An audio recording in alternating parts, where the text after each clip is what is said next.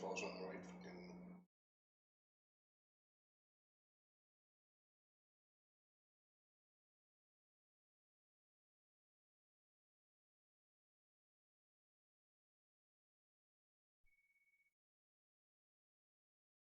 The following was recorded in front of a live studio audience at the Studio 21 Podcast Cafe. This is the United Podcast Network. The following program is closed captioned for the thinking impaired. By tomorrow, I will rule the world! You think he's gone? He's not gone. That's the whole point. He's never gone! Is this some radical new therapy? You see?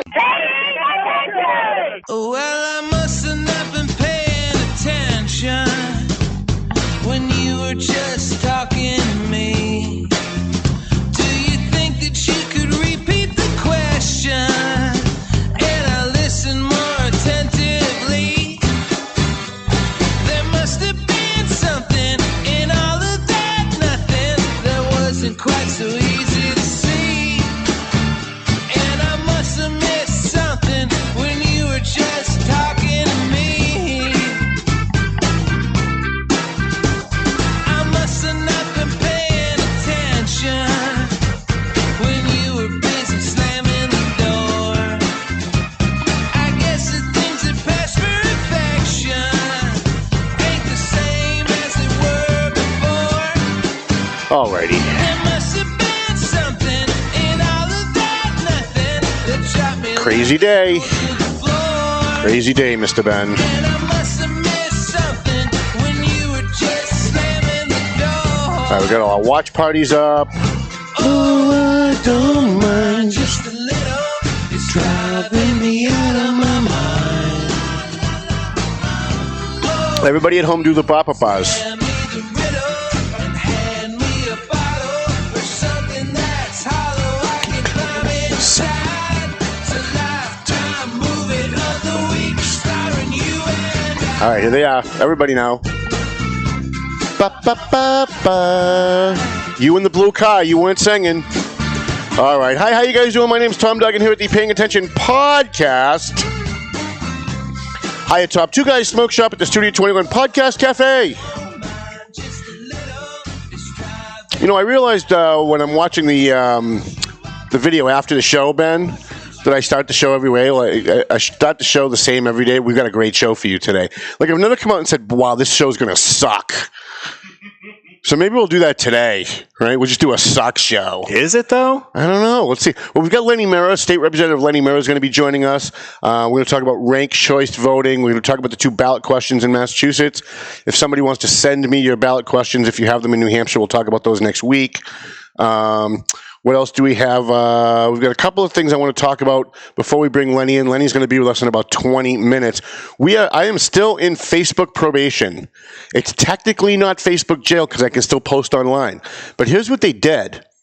There was a story out of ABC News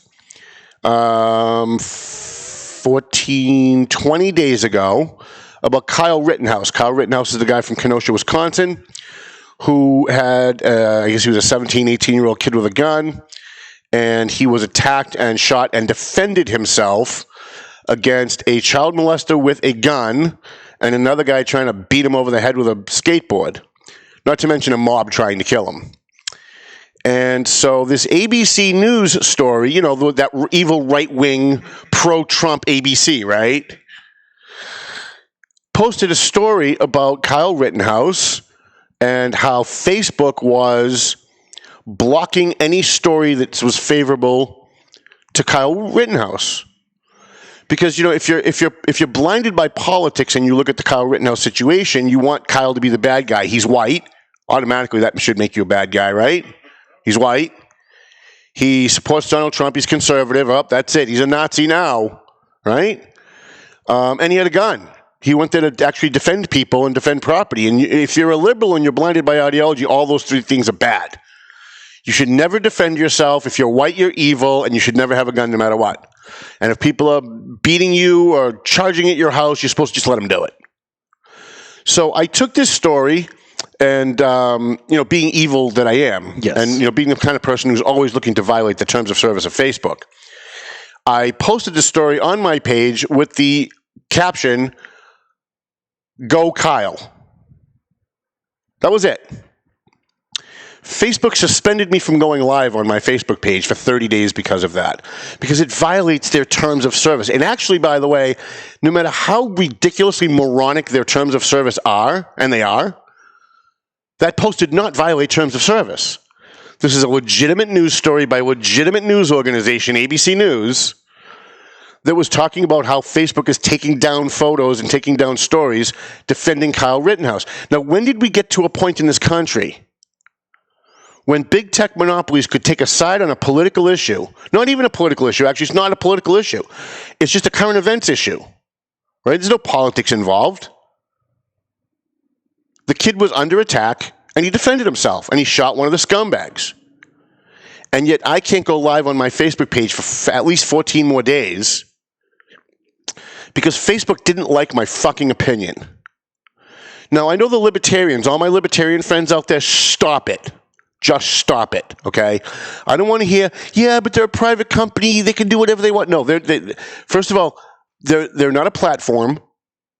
They get special exemptions from the government to be a platform, so they can't get sued when somebody posts something that is defamatory. And they get trillions of dollars in tax deferments from the government. So don't tell me, well, it's okay. If someone takes away your rights, that's okay as long as the government's not doing it. That's the libertarian point of view. By the way, reason 5,421 why I'm no longer a libertarian. I was actually a libertarian for a little while until I met other libertarians and realized how batshit crazy they are. They're just as batshit crazy as the green people on the other side. Thank God you're bringing this up because no one mentions it enough. Yeah. Well, I'm glad you feel the same way. I wasn't sure how because I thought you maybe might have been a libertarian. No, I'm independent. I was a libertarian for a little while until you realize that libertarians don't care if the entire function of society crumbles as long as the government stays out of private business. And like if they had their way, there'd be no USDA. Your meat would never be inspected. And so, the extremists on both sides are very dangerous. But when it comes to stuff like Facebook censorship, the government needs to step in. I am going to be harassing and haranguing my congressman, Seth Moulton, who sends me press releases I get a press release every day, but every other month, one of his press releases centers around reining in big tech. But he's yet to do it. I get all these press releases that he's trying. He's introducing stuff, that he's saying stuff, but nothing's been passed so far. Nothing's been actually accomplished so far. And what we really need is for in New Hampshire and Massachusetts, wherever state you're from, your congressmen and your senators need to remove the exemption from Facebook or give them the ultimatum. You either stop censoring content on your page or we take away your platform exemption and you are now going to have to pay taxes, billions in taxes, which I think is probably a pretty good thing, right?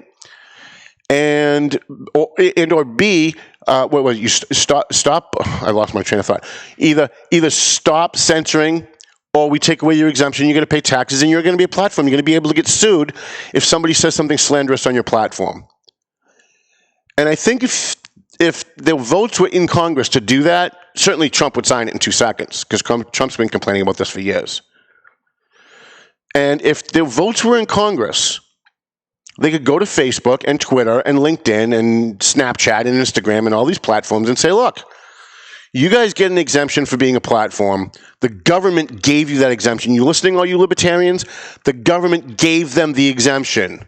Therefore, the government is sanctioning the censorship that Facebook is imposing. Do you hear that, libertarians? Repeat after me.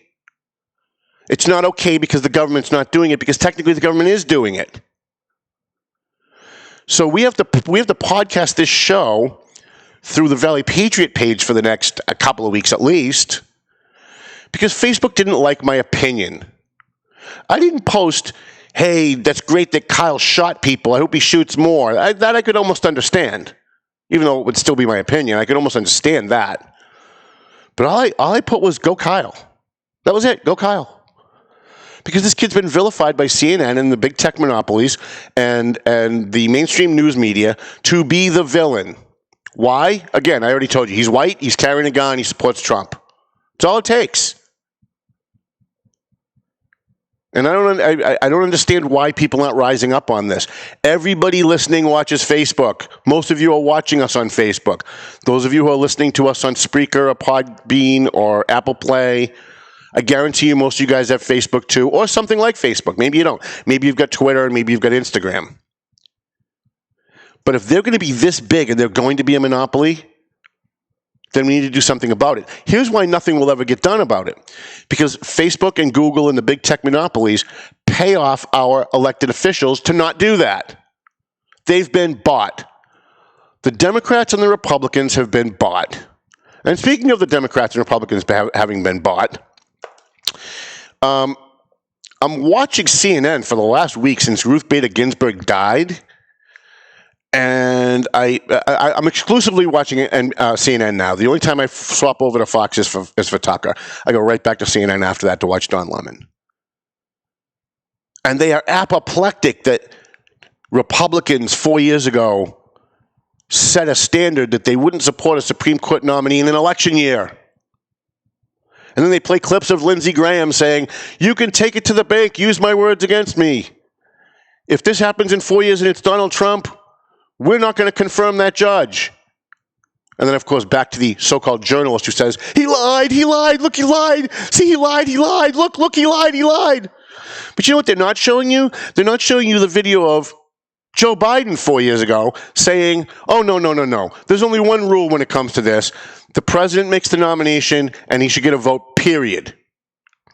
They're not showing Nancy Pelosi and Schumer saying 4 years ago, oh, no. The president is the president until he leaves office. He has the right to make the appointment, and this should go through. One of the problems that we have with this hypocrisy stuff is we start to point to the hypocrisy on the other side, but we never recognize it on our own. So here's what I'm going to say.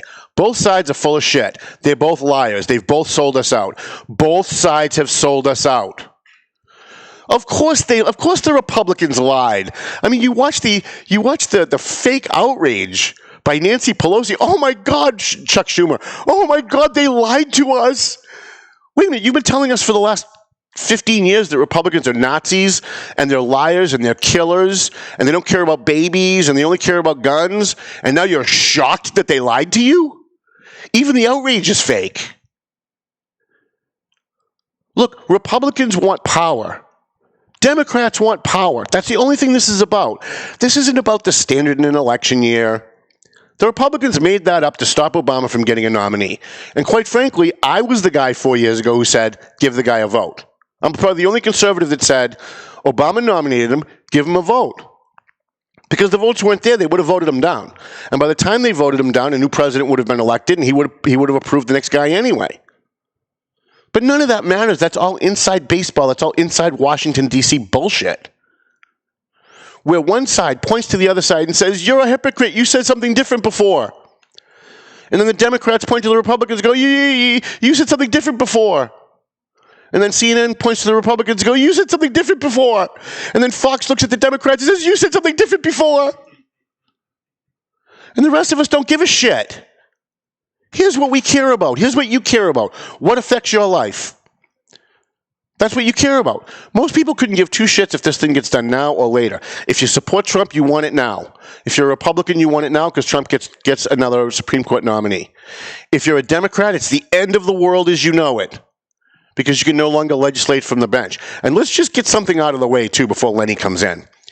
You know, there are two philosophies about the court.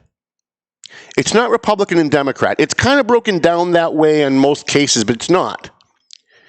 It's two competing philosophies about what the Constitution, how to apply the Constitution. On one side, you have the Democrats or the liberals or the leftists who say that the Constitution of the United States is a living, breathing document. It just changes when it feels like it. It morphs with the time. And the argument is stuff like, just ridiculous stuff like, well, we didn't have an internet in 1776. How could the founders have foreseen that? So, of course, the Constitution is going to have to change because times change. No. Constitution doesn't change. It means what it says. It says what it means. That's the Republican view. That's the conservative view is originalism. I'm an originalist. The Constitution says what it says and it means what it means. And those who want the Constitution to be a living, breathing document when it suits them should be very careful. Because you want to read into the Constitution that you've got a right to an abortion even though it's not there. There's nothing in the Constitution that addresses that, so it should go back to the states. But the liberals wanted it to be a constitutional right. So they went to the Supreme Court. The Supreme Court wrote in the margins, yeah, and abortion. Here's why that's bad if you're a liberal, if you're a left-winger, if you're Tennis Lily, if you're a communist. Well, isn't the 14th Amendment to the Constitution kind of important? How about all those civil rights amendments that we pushed through? A woman's right to vote? Huh? Outlawing slavery? Huh? No? Outlawing slavery? No? Because we've outlawed slavery in the Constitution, but if it's a living, breathing document, that can change, right?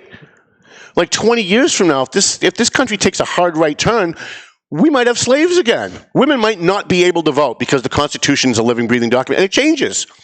It says in the Constitution women shall have the right to vote, but it might not mean that 10 years from now because it morphs. It's a living, breathing document. No, Scalia was right, and Ginsburg was wrong. The Constitution says what it says, and it means what it means. And as Scalia once said, if you want abortion to be legal, you don't need a constitutional amendment.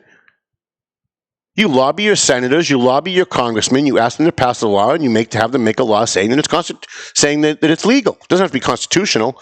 Constitution means the Congress can't stop it. That's what they want.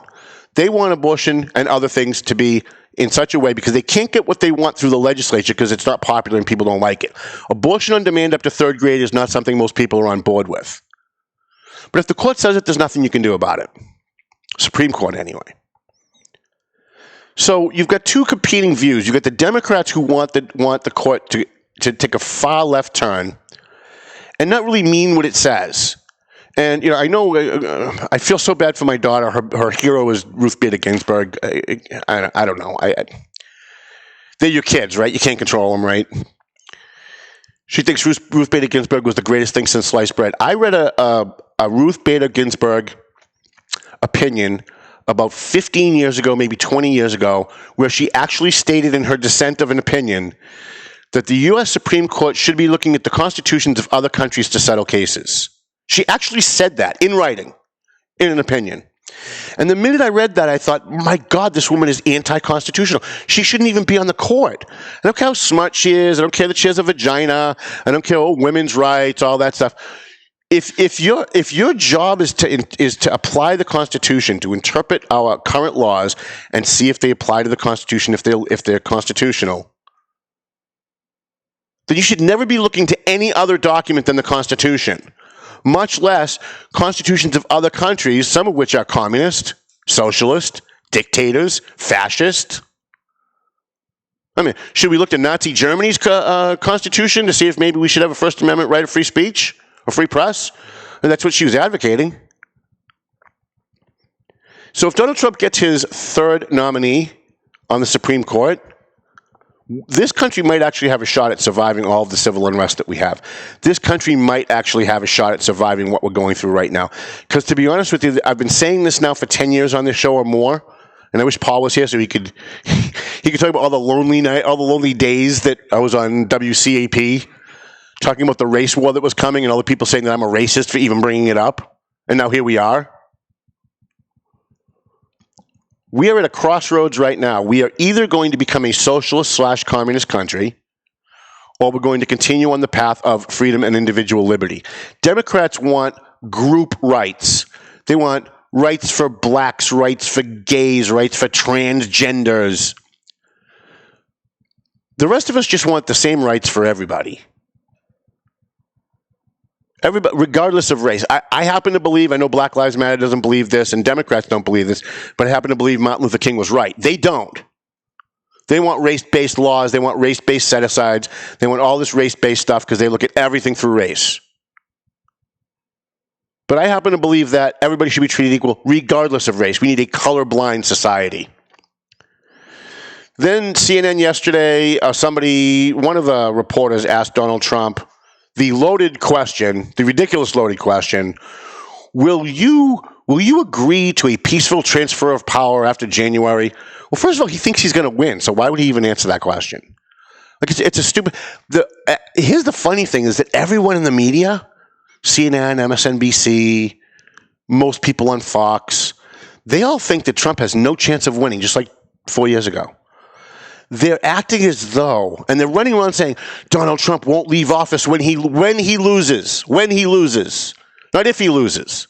When he loses, he refuses. He refused to answer the question. And I love how they become mind readers now. He refused to answer the question, therefore his answer is their answer. He wouldn't say it, so therefore he wouldn't say that he's going to accept a peaceful transfer of power, therefore he won't. Well, listen. If Donald Trump loses and it's legitimate and he legitimately loses, Donald Trump's going to leave. He's not going to pull a Hillary Clinton. Let's remember 4 years ago they said the same thing. That if Donald Trump loses, he won't accept the election. And then there were days and days of panels on CNN of talking head idiots saying if he loses, he's degrading our institutions. He's eroding our faith in the election process. And then when he won, Hillary Clinton refused to concede. Hillary Clinton refused to accept the loss. Hillary Clinton blamed sexism. She blamed racism. She blamed Russia. She blamed everybody on the planet. Ukraine. Nobody even knew where Ukraine was, but she was blaming Ukraine. They're always accusing you of what they themselves are doing. The Democrats are trying to steal this election. Make no mistake about it. I don't want to hear there's no proof of election fraud by mail-in ballots. Right, because it's never been done on a nationwide level before. Duh. If I say that the night manager at a bank, if he doesn't lock the door, the bank is going to get robbed, it's the same as the Democrats saying, well, you have no proof of that. You have no proof that it will definitely get robbed, right? What are you, a fucking idiot? I watch these people on CNN say these things, and it's so moronic, my brain has to catch up to it. Are you kidding me? There's no proof. Here's some proof for you. You want some proof? Go back and look at the last Willie Lantigua election in Lawrence when he won. Look at the absentee ballot, not even mail-in ballot. Look at the absentee ballot fraud that took place. He won by about 1,400 votes, and in D4, he got about 1,400 votes in a precinct that usually has about 300 votes. But they were all absentees. And what he was doing was he and his people were going door to door with applications. See, here's what you do. You guys want to know how to commit voter fraud? I'm going to tell you right now how they do it. They go in, they get the census, and the census of any town will tell you a person's name, address, and their age, and whether they're registered to vote. And you look at all the people that are over the age of 55 who aren't registered to vote, and you go knock on their door. And you say, hey, I've got this little form here for an absentee ballot. Would you like to fill it out so you can vote? And the guy says, yeah, I don't really want to go to I don't know. Listen, you fill it out, I'll turn it in. Call me when you get your ballot. I'll come and I'll sign as your witness, and I'll go turn it in for you. You won't even have to mail it. We'll even pay for the postage. Right? This is how it's done, and this is how it's been done. And they do what's called ballot harvesting. They go around and they pick up all the ballots, and then they go through and they say, oh, did this person register as a Democrat, as a Republican? And then they weed out the ballots that might not be favorable to them and turn the rest of them in. That's how it's done. No one wants to say it out loud, but that's how it's done. I've watched it happen. I watched a guy in Lawrence probably 10 years ago standing around at 7:45 before the polls closed. And he kept looking whenever people came in and gave their name. And he'd look over the woman's shoulder who crossed the name and the address off. And then about 5 minutes before the polls closed, he texted somebody. And 3 people showed up claiming to be somebody that they weren't and went in and gave the names of people that hadn't voted. Because there was a guy standing there watching to see who was going to vote. So with now 5 minutes left to vote, what's the chances that those 3 people are going to come in and vote? Very slim. And they voted. Don't tell me voter fraud doesn't exist. Don't tell me voter fraud isn't rampant. It is. And here's another thing before we get to Lenny. You know, what makes voter fraud easy is the Democrats passed a law called motor voter under Ted Kennedy, which makes it a felony for an election worker to even remind you while you're signing up to vote that you have to be an American citizen. So answer me this, all of you people who say, all you liberals who say there's no voter fraud. What mechanism is there to stop voter fraud? You don't have to show an ID. You don't have to prove who you are. You can go in and say that you're me. You can go in and say that you're Ben. So what is the mechanism to stop voter fraud? There isn't one. You know why? They made it a felony. They made it a felony to catch people committing voter fraud in the motor voter bill. So when we talk about the Supreme Court, we talk about our voting, this is what keeps us free every day. This is what allows me to not get killed for some of the things that I write on Facebook. Because I guarantee you, if I was in England, I'd already be in jail. And if I was in certain other countries, I'd already be dead. Or I'd be in a dungeon somewhere because I said something criticizing the government, or I said something that wasn't an approved opinion. But we're headed there. We're headed there quick. We're at a crossroads right now. Love Donald Trump or hate him. Love Joe Biden or hate him. There's only two choices here. There's the choice of, do we continue being a free country or do we not? Because the Democrats are stoking the violence in our cities. We saw it in Kentucky last night.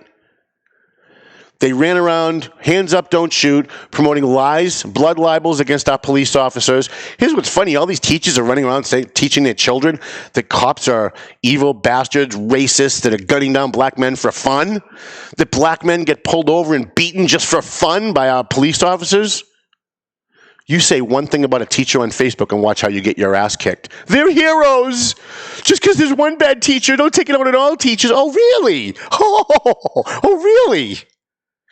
So here's my new thing that I know that I'm going to be in Facebook jail for next month. Every time a story comes out showing a teacher doing something horrible, I post it on my page and put another hero teacher and put hero all in caps. Because we all know that all of these teachers are a bunch of child molesters, right? Because one teacher molested a child one day. We all know that these teachers are propagandists because some teachers actually are propagandists. They're preaching politics. Methuen, by the way, there's a big thing brewing in Methuen. And I'm telling you right now, I'm going to have a story for the next edition. Methuen schools, you're in trouble. You got teachers in there that are giving kids assignments that are skewed politically to Joe Biden and the Democrats. Assignments going home, telling kids in 5th grade to watch CNN. Why watch CNN? Why not just watch the news? Why would they say watch CNN and then do a report on whatever, global warming or whatever? Why is it watch CNN? Why not just watch the news, right? It was watch CNN. And by the way, that story's coming. I'm telling you right now, it's coming. I actually tried to get the mother that alerted me that what was going on in Methuen, tried to get her on the show today, but she couldn't make it. Maybe next week. What else do we have? We did the Breonna Taylor. Okay, Lenny's with us, so let's bring Lenny Mirra up. Oh, he's not with us. Oh, he's not. Oh shit! Did I not send him the link to get in? I remember the days when we used to be able to take breaks on this show. Let's just take a quick look. Yeah, I sent it to him. Let's see. Send him a text. Maybe he's just not getting in. I did.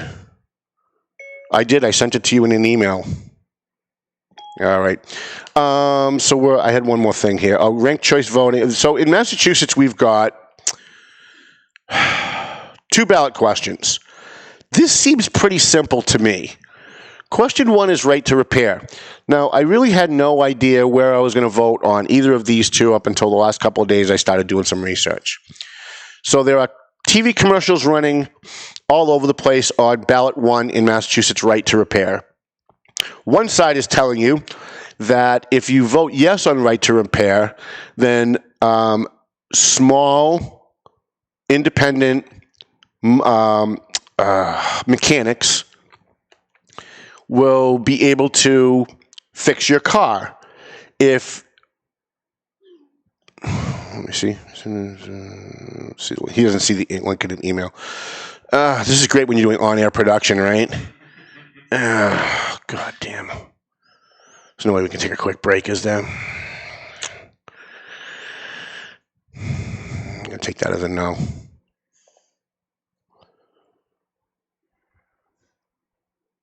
Oh, it didn't forward. How about that? All right.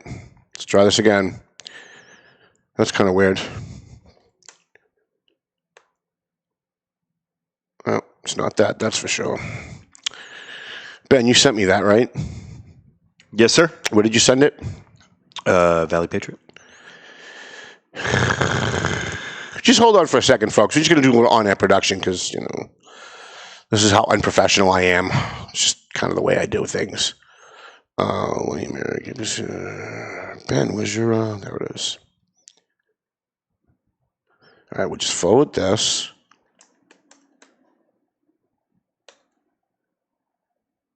All right, so where was I? Right to repair. So right to repair. So you got one side saying that if you vote for right to repair, then child molesters and rapists are going to get your information. Now, I knew nothing about right to repair. I hadn't read the ballot question. I knew nothing about it. But the minute I saw that commercial, I thought, I'm actually going to vote yes on this, I think. Like, I'm going to have to look it up first. But if they're saying that, like, if you don't vote yes on right to repair, dogs are going to die, kittens will die in burning buildings, children will go hungry. Like, whenever you hear that, you know you got to go the other way.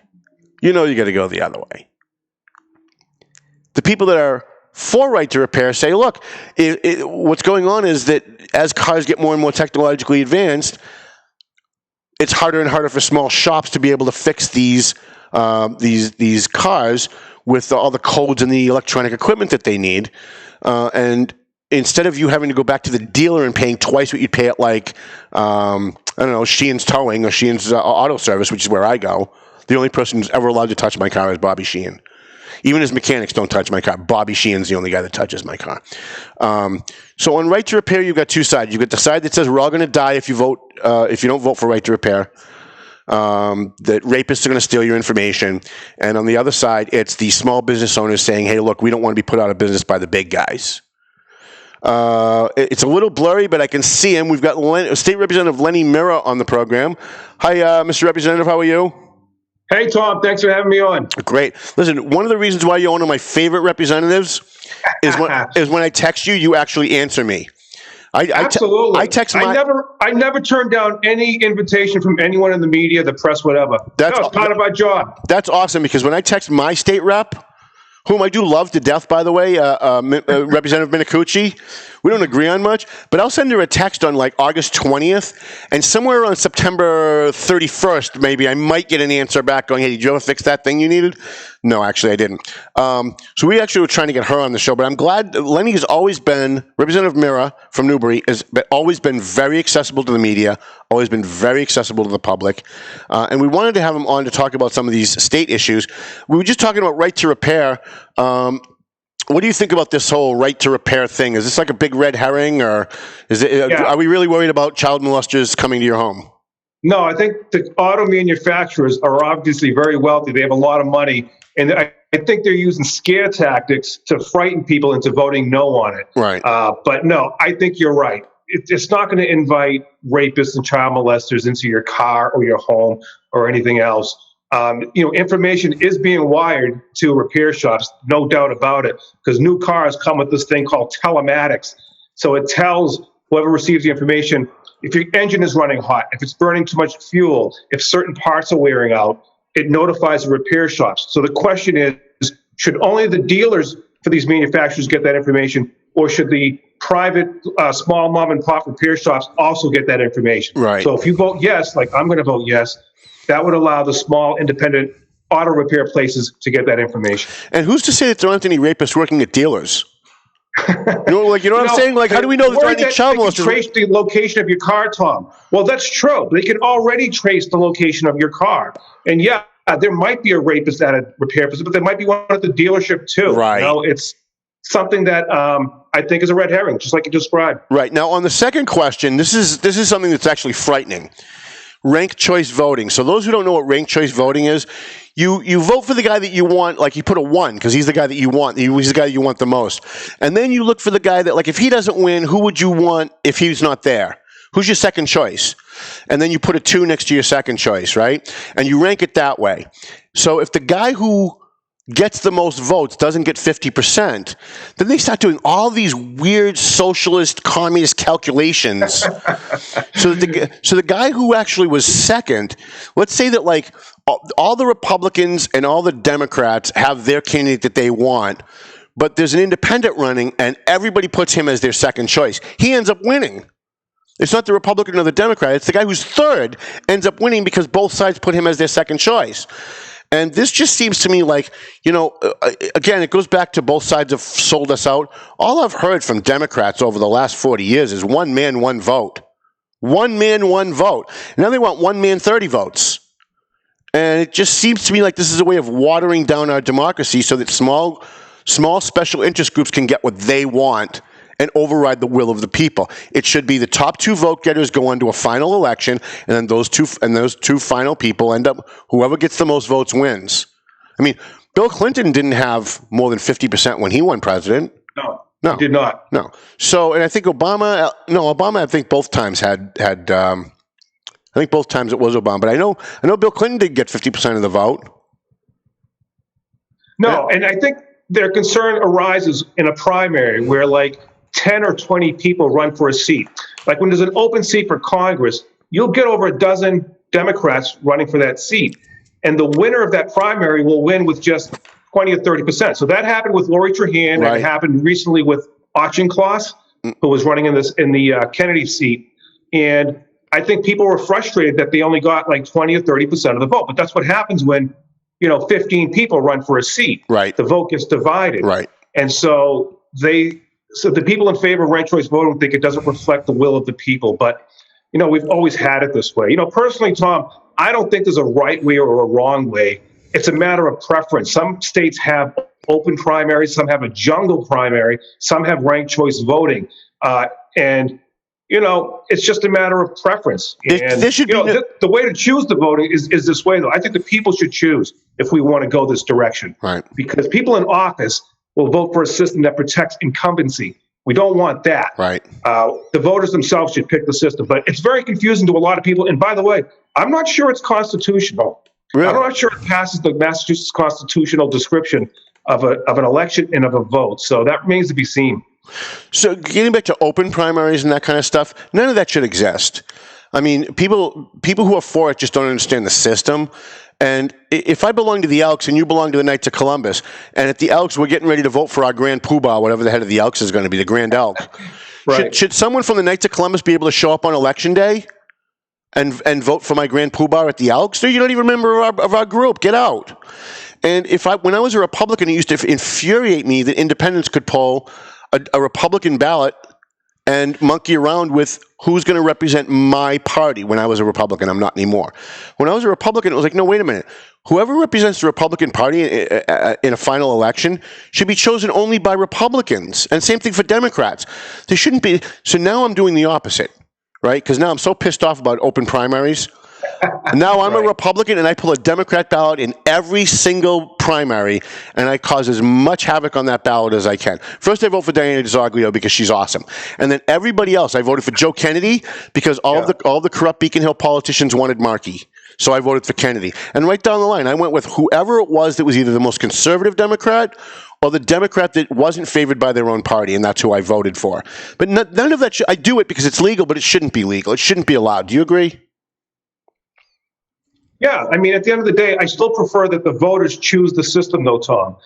There's a lot to be said, for any system. By the way, municipalities have a pretty good system, Tom. There's no R or D when you run for, like, mayor or selectman or city council. There's just an open primary. So in Boston, a whole bunch of people ran when Menino stepped down. And they had a primary, and I think the winners were Marty Walsh and some guy named Conley. So then those two faced off in the general election. And I don't think there's an R or D next to their names. And by the way, I wish there were no R or Ds once we got to the legislature, too, because, parties are just awful. Right. All political parties, not just in this country, but in other countries as well. They make good people do bad things. And, partisan politics, I think, is wrecking the nation. Call me crazy, call me naive, but it is. People are pledging loyalty to a political party, like the red team or the blue team. And I think the country has taken a back seat to the loyalty that people have to their parties. So I just hate party politics. Now, I'm okay. Look, if the Democrats want to do ranked choice voting for their primary, and that's what they want for their political party, fine, you do that. But when it comes to the final election, it's whoever gets the most votes wins, period. And if there's 37 candidates and you win with 15% of the vote, you're the guy. That's it. And one of the things that is good about this system, is if you have 35 candidates, a lot of the people at the bottom are going to realize they can't win, and they'll team up with someone who's maybe closer to the top of the ballot, someone who's got maybe who's favored, and they make deals. Look, I'll support you if you support this. This measure was really important to me during this primary election, but if you champion it, I'll drop out and support you. And it allows coalitions to be built. Under this ranked choice voting system, it's just a free-for-all to take the vote away from the majority of the people that vote. And I don't care if it's 8. If you win with 8% and nobody else got more, you got the majority, you win. No one says you're going to get 51%. Like, who came up with that ridiculousness? Like, that's never even been a standard ever. Yeah, I mean, some states have a runoff when a candidate does not get over 50%. I want to say Mississippi, a couple other states perhaps as well. But Maine imposed ranked choice voting. Yep. And I think a lot of people up in Maine are unhappy about it. I mean, a congressman running for re-election, I think, lost in the last election. Right. He won the initial vote, Tom, but he got less than 50%. So after the RCV got imposed, the second place finisher ended up getting more votes, and she won. Now she's a congressperson. What is a jungle primary? I hear that a lot, but I don't know what it means. Maybe I think California imposes it, and I think it just seeks to get around the party maneuverings. But, you know, I think it's very similar to an open primary. You know, there's complaints regardless of what system that gets used eventually. Yeah. But the important thing is to go back to what you said earlier, is to make sure we have secure elections, you know, to make sure there's no election fraud or very little of it anyway. Oh, we know that there's no such thing as election fraud. That's a myth. Yeah. We all know just that. Google it and you'll get plenty of examples of election fraud, not just, you know, theories of it, but actual court cases where people were found guilty of it. And it does happen. It does happen. And, you know, going forward, we got to devise a system that allows people to vote safely. But we got to make sure it's secure because there's a lot of distrust in our voting system right now. As there should be. Complaints about it. You know, we mailed out applications for mail-in ballots, and a lot of people got applications for themselves plus other people. Like I just moved to Georgetown. I live in Georgetown now, and I got my application in the mail plus the 2 people that used to live here before me. Right. So I got 3 applications. I live alone. Right. And this happened a lot. And so what's to stop I'm not gonna call someone else's application, but what's to stop? But Lenny, Mr. Representative, what's to stop you from doing that? That's you know whenever they say there's no voter fraud, it's because the law is made so that you can't stop it or identify it. If you wanted to fill out all 3 of those applications, sign 2 other people's names, send them in, you'd get 3 ballots, and you could fill them out and send them in, and no one would know the difference. Yeah, so I called my town clerks and said exactly that. And they you know, the response was, well, you signed it under pains of penalty or perjury. Oh, well, that means... I'm like, yeah, that's true. And, you know, we signed a card when we applied to when we registered to vote the first time, Tom. But do you think every town clerk is going to check every signature for every application? No. There's no way. They don't have enough money or time to even try to do that. So what you just described could happen. I mean, I couldn't get away with it. I live in a small town. They don't have a state rep, but in a big city, could someone do that? Absolutely. Yeah, you could fill out all the applications that get mailed to you. You absolutely could do that. So I've got a story that I'm going to send over to you if you haven't read it. I think we've talked about it in the past, but if we haven't, I will send it to you. And maybe this is something you can work on. So I got a call one day about 5 years ago from my friend Giovanni Rodriguez. He's on the Lawrence City Council. He said, Tom, come down to the old Lawrence High School. You're not going to believe what's going on here. It was a Sunday morning, and it was like 10 o'clock. And I was like, well, first of all, 10 o'clock, way too early for me. All right. He's laughing. So I got up as much as I didn't want to. I got up, jumped in the shower real quick, and ran down to Lawrence High School. And it was Dominican Election Day. And if you have dual citizenship or if you're just a Dominican citizen, you can vote in their presidential elections in Lawrence. They set up polling places. So I thought this was interesting, but I don't know why Giovanni got me out of bed for this.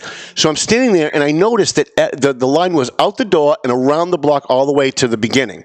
So you had to start like at the door and go all the way around. So it was a 2.5 hour to 3 hour wait. I waited. I stood in line with a bunch of people that I knew, a bunch of Latinos that are friends of mine, Dominicans, and they all had voter IDs. So we get to the front of the line finally 3 hours later, and the woman in front of me says, I don't have an ID. They said, that's okay. They took their laptop and they flipped it around and said, put your thumb on the screen. She put her thumb on the screen, a bunch of things came up, and then boom. Her name, her address in the U.S., and her family address in the Dominican Republic pulled up. They printed her an ID right there. They gave her ballot right there, and after she voted, she put her finger in ink so she can't do it again. Now, the Dominican Republic is a third world country that doesn't even have fucking plumbing in most places, and they've been able to figure out how to stop voter fraud. And yet in this country, we can't. Why can't we just have the election safeguards that the Dominican Republic has? And if we don't, and we don't, why can't a guy like Lenny Mirra introduce something like that? Look at what the DR does and just institute it here.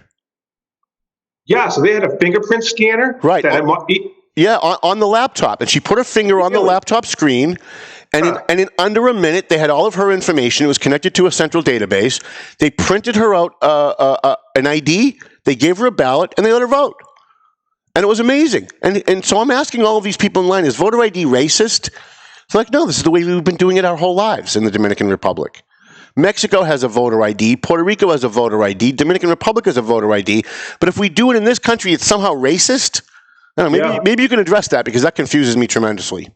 The vast majority of people that call me about voter ID are in favor of it, but I represent a bunch of small towns, Newbury, West Newbury, Georgetown, Groveland, Boxford.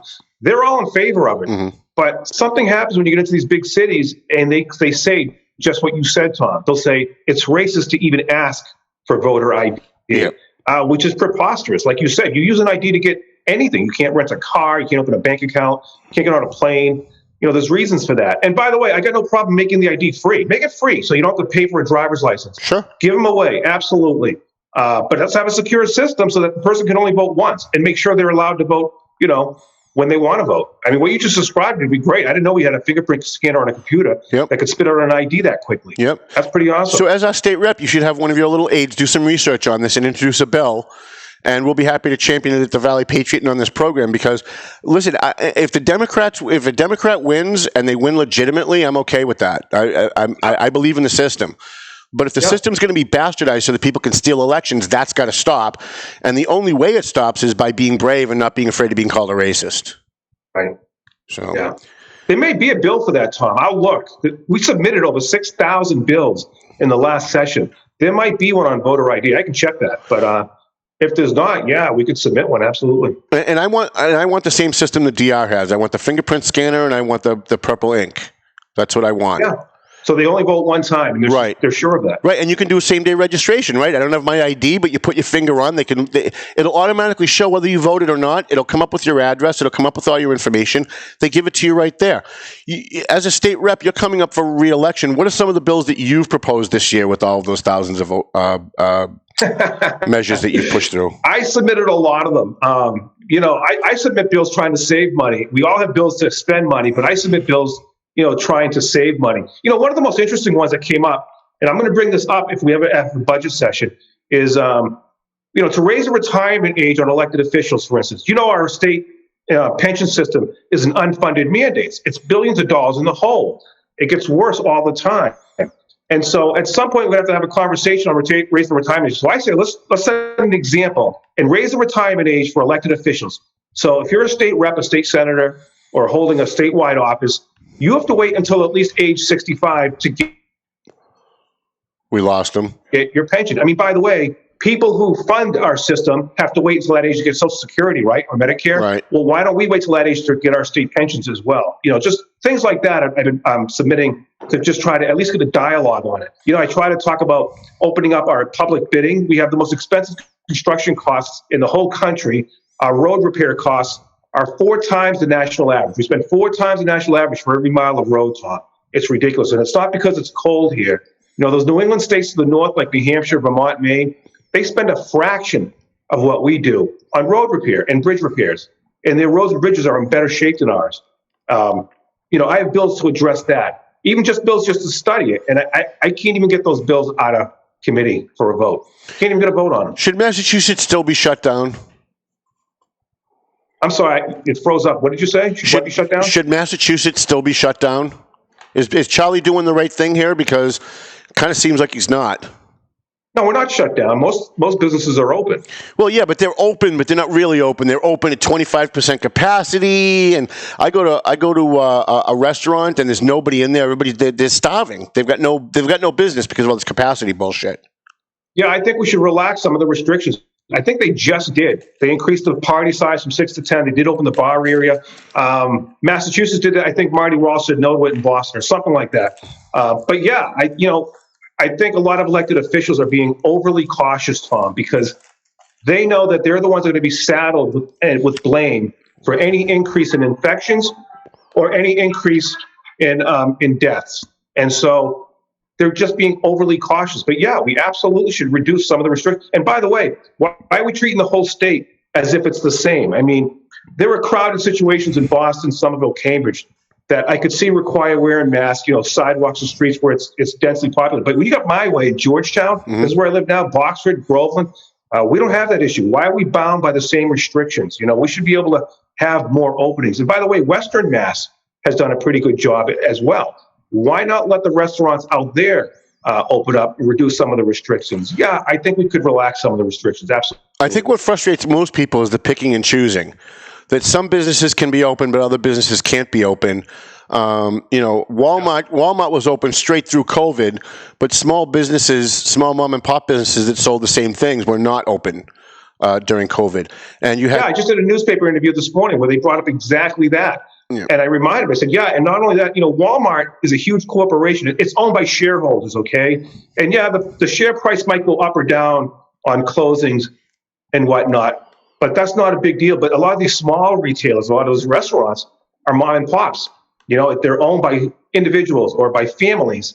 And when they shut down the store or the restaurant, the entire family has lost all their income. It's devastating. We're ruining families, with these restrictions.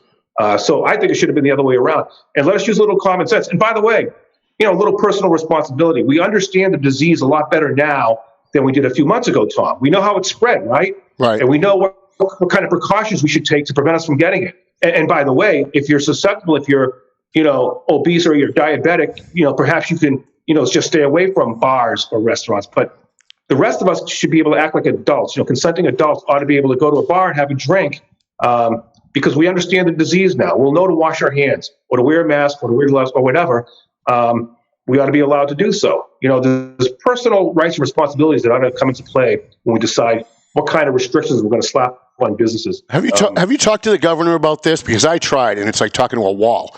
Have you talked to the governor about this? I don't know who's making the decisions. It's not him, but somebody under him is making the decisions as to what businesses can be open, what businesses can't be open.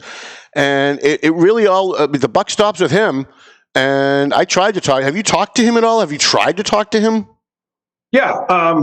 We haven't talked face to face like we used to. He used to meet with us as a caucus every month, but we haven't been able to do that because of COVID. So we do, we've sent him letters. And by the way, he did respond. Like a few months ago, we implored him to open up golf courses because every other state in New England was opening up golf courses. And he did respond finally by doing so, because that's probably one of the safest things you could do, right? You're on a field. And yeah, he has responded to some of the requests, but not others. I don't know who's making decisions. Is it a secretary somewhere, a secretary of public health or something? I don't know. Couldn't tell you. So unelected, we're working with them to try to reduce the restrictions. So unelected bureaucrats, whom we don't know, are making all of these rules and laws that are crippling our economy, and the governors just seem to be fine with that. And I mean, look, I know he's not really a Republican. I get that, and I've always supported Charlie. I'll probably support him again because who else do you have, right? You don't. If you don't get Charlie, then you get some left-wing lunatic like Ayanna Pressley running the state, and that's not good for anybody. You know what I'm saying? But it just seems like, I know he's not a Republican, but is there any common sense at all in that guy? I mean, I've known him for so long. It just seems like I don't know who this guy is now. Well, he did relax the restrictions. I mean, we have open bars and restaurants. You are allowed to go in. You just have to practice some social distance. But I think that's the process in other states as well, Tom. I mean, correct me if I'm wrong. If you go to New Hampshire, it's the same thing. You have to wear a mask when you enter the building. You take it off when you get to your table, and then your party size is restricted to a certain number. So we did do that. Right. I don't know what else we can do at this point. You are coming up for re-election. The election is what, November 3rd? November 3rd. All right. Give your pitch. Why should people vote for Lenny Mirra if you live in Georgetown, Haverhill, Groveland, Newbury, where else? Newbury, West Newbury, Georgetown, Groveland, Boxford, and Merrimack. Boxford and Merrimack. So all our friends in Boxford, we have a lot of Boxford viewers here. So make your pitch. Going forward, I mean, the priorities on Beacon Hill have changed because of COVID-19. We were working on educational funding and some environmental things, but now because of COVID, there's a record number of people out of work, Tom. So we need people that have experience creating jobs and putting people into work. I was in small business for 30 years before I got elected. I was in the construction industry, and small business is the creator of jobs. That's where our job occurs. And so we need someone that has experience doing that, someone who has experience working with small businessmen, and someone that can work across the aisle as well. I get along great with our delegation. I work with Linda Campbell, Diane DeZoglio, Christina Minicucci. We work together, for instance, to come up with that notification system on the Merrimack River. So they have a good relationship with Speaker DeLeo. They worked on him, told him the priority of getting that system in place. Jim Kelquist and I worked on Governor Baker and said, this is a priority. People need to know when we dump sewage into the river so they know when it's safe to go back in the water. And together we got the system put together. Now going forward, what we need to do is make it easier for businesses to come here, stay here, and grow here. And I think the biggest obstacle for a lot of small businesses is, believe it or not, is town hall. It's just planning board, conservation commission, ZBA. We need to get these boards and councils, on the same page as these small business people that are trying to set up shop, because cities and towns are recognizing that we need a commercial real estate base to help alleviate our real estate taxes. We need small business to operate here. And it's too difficult to open a business. Just try to open a new restaurant today. Just try to open up a new business today and see the obstacles that lie before you. People just give up because it takes too long and costs too much. So we need people in office that understand this and can fix the problem. You mentioned Jim Kelquist. Does he have somebody running against him this year? Yes. He does. So I said, and I probably shouldn't have, but I said a couple of weeks ago, every Republican in Massachusetts is in trouble. Whether it's Lenny Mirra, Kelquist, if you support these guys, you can't just vote for them on election day. You've got to write them a check, because with Trump at the top of the ticket, the D's are going to come out in droves, and they're going to go D down the ticket. And so guys like you have to work a little bit harder just because you have an R next to your name. Can you talk a little bit about that? How has that affected you? Yeah, that's exactly right. If you look at the voting patterns of these towns, Georgetown, Groveland, Boston, they vote consistently for Republicans. They always have. They voted for Charlie Baker. They voted for Scott Brown. They voted for, Richard Tassay when he ran, and Mitt Romney. But with Trump at the top of the ticket, Democrats are motivated. They're angry. They're coming out in force. They're spending a lot of money. Our opponents are raising tens of thousands of dollars. And so we are up against some pretty tough competition this year. And towns that typically voted Republican, will be in play this year. So we're working 7 days a week. I'm out there 7 days a week, lid dropping and meeting people, doing as much fundraising as I can. So what you said is absolutely true. Trump is not popular in the state. He's not expected to win it, that's for sure. I won't even be competitive. So we got to work on getting our voters out there. And, we're doing that by giving a good message and, just running the best campaigns we can. How about Bruce Todd? Does he have an opponent?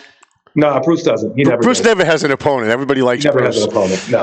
So you and Jim are possibly in trouble if you are a conservative, if you like Jim Kelquist, if you like. Although I shouldn't be shilling for Jim Kelquist because he doesn't help us with the bash anymore. He promised he was going to do that, and he doesn't.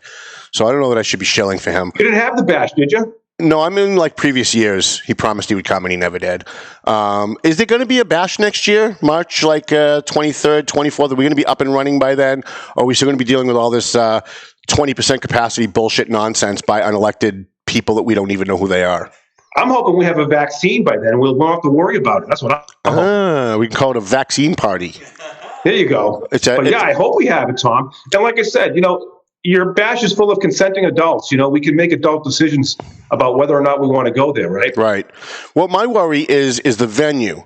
The bartenders and the waiters and the people who run the venue, are they going to be able to let us do it? That's what I'm worried about. Because when this COVID thing hit, the week they shut the country down, I came on this show and said, COVID or no COVID, we're having a bash. I don't give a shit. We're going to do it. If you want to come, come. If you want to come and wear a mask, come. But if you don't want to come, don't come. But we're having it. And then the venue called and said, yeah, not so fast. No, I hope we're having it. And I hope the restrictions are lifted. We keep hearing about how we're going to have the vaccine by the end of this year or the beginning of next year. But like I said, even barring that, consenting. I come from the libertarian side of the party, Tom. If we're adults, we ought to be able to make a decision like, am I going to go to the bash for the Valley Patriot to raise money for firefighters or veterans or kids graduating from our trade schools. I ought to be able to make that decision. Right. We've got about a minute left. How can people get in touch with you if they want to help you with your campaign, if they want to make a donation? Oh, yeah, absolutely. The website is the easiest thing. It's lennymirra.com. Really easy. LENNYMIRRA. lennymirra.com. You can do it, online there. Or you can send a check, Committee to Elect Lenny Mirra. And the address is number 12, Larkspur Circle, LARKSPUR, Larkspur Circle, Georgetown, Massachusetts. Right. 01833. You got to get a P.O. box so it's easier if people send you stuff. That's what I did. Yeah, I don't have a box. Do you have an event coming up? Are you going door to door? Are you doing all that stuff? We're going door to door. We don't knock. We just leave literature on the door. And but we still meet a lot of people because people are outside working. And 90% of the people are more than happy to come over and talk to us. The reception has been excellent. It's been phenomenal. Great. I can't say how positive it's been. It's just been very, very good so far. All right, State Representative Lenny Mirra we thought he was from Newbury, but he just moved. I'm in Georgetown. He's in Georgetown now. I love Georgetown. Georgetown is such a cute little community. It is. And you've got that cute little breakfast place right in downtown Georgetown that when I'm in that area, I like to stop in at. I can't remember the name of it if you want to give them a free plug. We have a restaurant called The Spot, which has very good sushi and other foods, and it's a very popular place now. You should absolutely come by to see us at The Spot. Well, you know what? You had me at sushi. There you go. All right. State Representative Lenny Mirra, thank you very much for joining us. Hopefully next month we can have you here in the studio before the election. We'll talk about who the candidates are and all that stuff. You'd be happy to come in again? Would love to do it. All right. State Representative Lenny Mirra, thank you very much for joining us. I appreciate that. All right, Tom. Thanks for having me on. Thank you, Lenny. All righty. All right, let's thank our sponsors. Appreciate McLennan Real Estate, Janet and Sam and Matt and everybody over at McLennan Real Estate. If you want to buy or sell a house, now's the time to do it. Not before everything goes back to being normal again. Now's the time to do it. AFC Urgent Care. You can go and get your COVID-19 test. You go online. You book an appointment. Usually same day. You can get your COVID-19, your China virus test.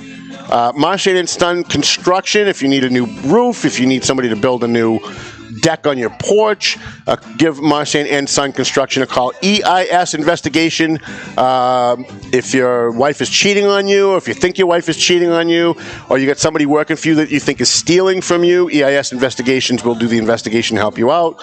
They also do gun training, so if you want to go get your gun permit, go to EIS. They'll give you your gun training, and they'll give you your certificate if you pass, and you'll be able to get your gun permit. I want to say hi to Nina at Climate Designs, whom I haven't heard from in a couple of weeks. We love Nina. Borelli's Deli, where I'm going after this to get my deli meats. Lenny Mirra, State Representative, Clear Path, New England. We had them on last week. I love Clear Path, New England, helping homeless veterans, helping veterans get service dogs, helping veterans get whatever services they need from the VA. We appreciate that. Also want to thank North Andover Car Wash. We love Bobby over on 114 at North Andover Car Wash. We're going to do a car wash caravan again. We were going to do it last week, but I got busy. We're going to do it next week, though, maybe Monday or Tuesday. Get maybe 10 of us. We're all going to go get our car washed, and then we'll all go out for lunch afterwards. And I want a big thank you to Dawn's Sign Tech. Ben, our fine producer, thank you very much for your professionalism. So glad that you've been here at least, a couple of months now. I haven't gotten you fired yet, which is always good. I feel so bad for the last three guys. I didn't mean to get them fired. It just happened. There's one question. It's like, oh, he's gone. What happened? They got themselves fired. Next week. Is it next week is, what's the date next week? Next week is the 1st. Next Thursday is the 1st of October, believe it or not. And we will have Methuen Mayor Neil Perry with us for the Methuen Mayor's Report. Boy, do I have some stuff for him. Especially the school stuff. Melvin Taylor says we got to go home, so go home already. Telling you to go home. The views and opinions expressed by the hosts, guests, or callers of this program do not necessarily reflect the opinions of the Studio 21 Podcast Cafe, the United Podcast Network, its partners, or affiliates.